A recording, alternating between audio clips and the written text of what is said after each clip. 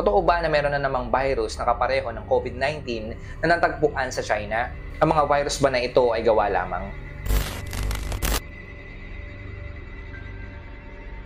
Kalat na ngayon sa ating mundo yung balita na meron na namang bagong virus na na-discover doon sa China at ito ay kaparehong-kapareho ng COVID-19 virus. May mga grupo ng mga Chinese virologists ang nakadiskubre ng isang bagong coronavirus mula sa paniki. Ang virus na ito ay tinatawag na HKU5-CoV2. Ito ay may panganib na animal to human transmission. Meron kasi itong kapareho na human receptor tulad ng virus na nag-cause ng COVID-19. Ang pag-aaral ay pinangunahan ni Shi Zhengli, isang Chinese virologist na nagmula sa Wuhan Institute of Virology. Maalala po natin, sinasabi na itong COVID-19 na kumalat sa ating mundo, ito ay nagmula doon sa Wuhan, China. So dahil po sa bagong balita na yan na sinasabi, meron na naman panibagong virus na katulad ng COVID-19, maraming mga tao ngayon sa buong mundo ang nagpanik.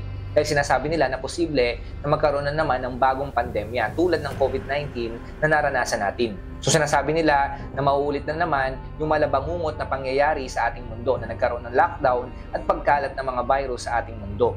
Maraming mga tao sinasabi ayaw na nilang maulit yung naranasan natin na ito na pandemya. Kaya dahil po sa balita na yan na meron na namang bagong virus, bumalik na naman yung takot at pangamba sa mga tao.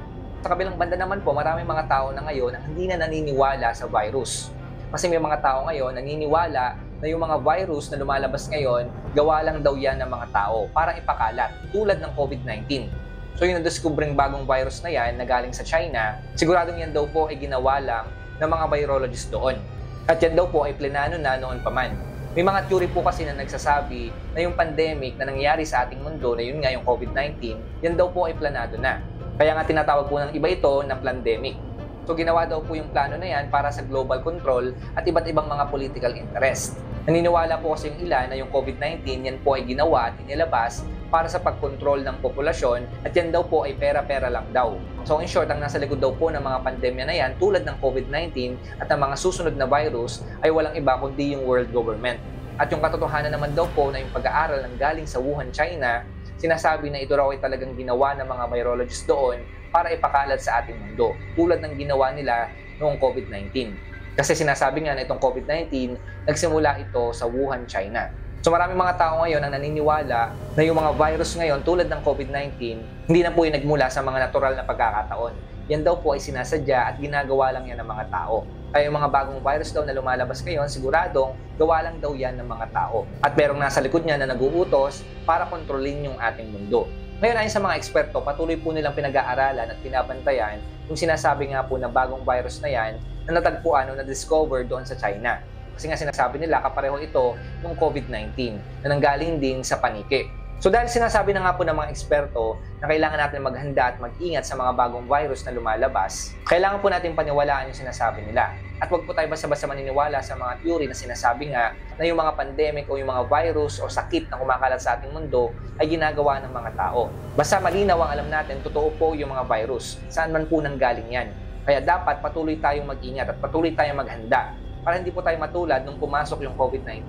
Kasi po nung time na yon, hindi po tayo masyadong handa. Kaya maraming mga tao ang napahamak. At yun nga, maraming mga tao ang napinsala dahil po sa salot na ito. So lagi yung po natandaan, dahil nasa fallen world tayo ngayon, hindi po tayo makakaiwas sa mga sakit o pandemya. Lalabas at lalabas po talaga yan, ano man ang mangyari. Kasi nga, nahulog yung tao sa kasalanan. So yung consequence po ng pagkain nila ebat adan sa prutas na pinagbabawal, kasama na po dyan yung sakit. Kasama na po dyan yung mga virus ngayon na kumakalat.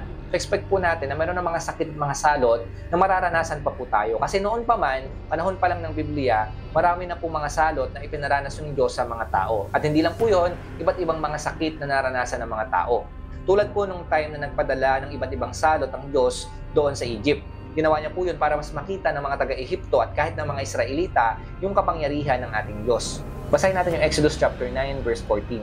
Kapag hindi pa siya pumayag, magpapadala ako ng matinding salot sa kanyang mga tauhan at sa nasasakupan upang malaman nilang ako'y walang katulad sa buong daigdig.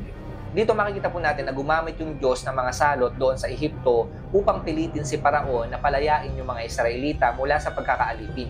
Bagamat inalaw ng Diyos na maranasan sa Egypt yung salot, na nandun din po yung mga Israelita, Pinakita naman po ng Diyos doon sa mga Israelita na kapag sumunod ka sa Kanya, hindi ka matatamaan o maapektuhan ng anumang mga salot na ipapadala ng Diyos. Basta sumunod ka lang sa Kanya. Ito nga po yung sinasabi sa Exodus chapter 15 verse 26.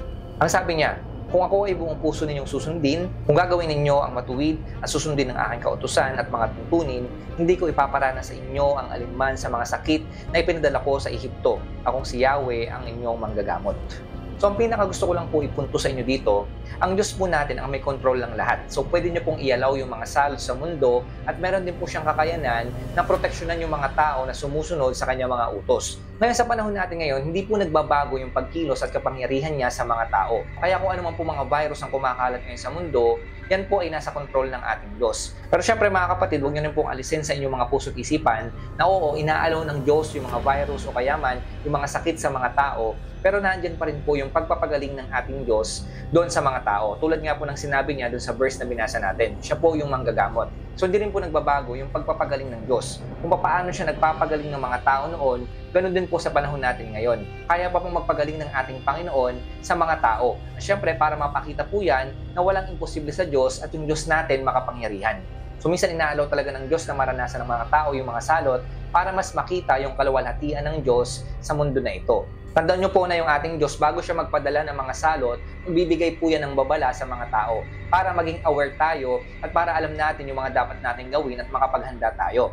Sa bawat babala na pinapakita sa atin ng Diyos, yan po yung magtutulak sa atin para gawin yung kalooban niya. Simula nung pumasok yung COVID-19 sa ating mundo, yan po yung nagsasabi at nagpapaalala sa atin na malapit nang bumalik yung ating Panginoong Kristo. Bagamat hindi po sinabi ng ating Panginoong Kristo yung eksaktong time ng kanyang pagbabalik, pero sinabi niya po yung iba't ibang mga palatandaan patungkol sa muli niyang pagbalik sa ating mundo. At kasama na po dyan yung mga salot.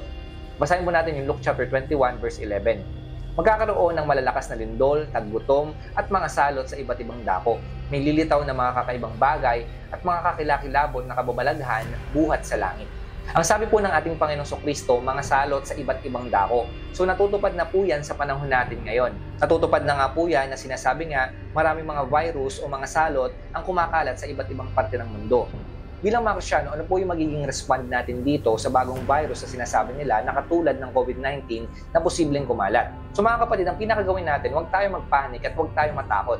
Dahil sa kabila na alam natin na inaalaw ng Diyos yung mga pandemya o mga salo sa ating mundo, lagi po tayong pinapaalalahanan ng Diyos na huwag tayong matakot. Ito po sinasabi sa Isaiah chapter 41 verse 10. Ako isa sa iyo, huwag kang matakot.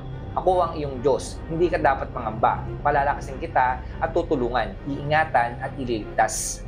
So yung sinabi po ng ating Panginoong Diyos na yan, panghawakan natin yan. At lagi nating alalahanin yung mga pangako niya sa ating lahat. Nang sa ganon, yan po magbigay sa atin ng kalakasan. Na kung ano man pong maranasan natin sa mundo na ito, alam natin na hindi tayo iiwan at pababayaan ng ating Diyos. Siyempre, dahil po yan sa pagsunod natin sa Kanya. So patuloy lamang po tayong sumunod sa kalooban ng Diyos, nang sa ganon, mas maranasan po natin yung Kanyang kapangyarihan at yung Kanyang presensya sa ating buhay. At dahil nasa mga huling araw na po tayo ngayon at nakikita na po natin yung mga kakaibang nangyayari sa ating mundo na nagbibigay ng takot sa mga tao, grab na po natin yung opportunity na yan na yung mga tao ngayon ay punong-puno ng takot at walang kasiguraduhan sa kanilang buhay. Ibahagi na po natin sa kanila yung magandang balita ng ating Panginoong Kristo at bigyan po natin sila ng pag-asa na yung ating Panginoong Kristo babalik na po siya sa ating mundo upang tayo ay iligtas.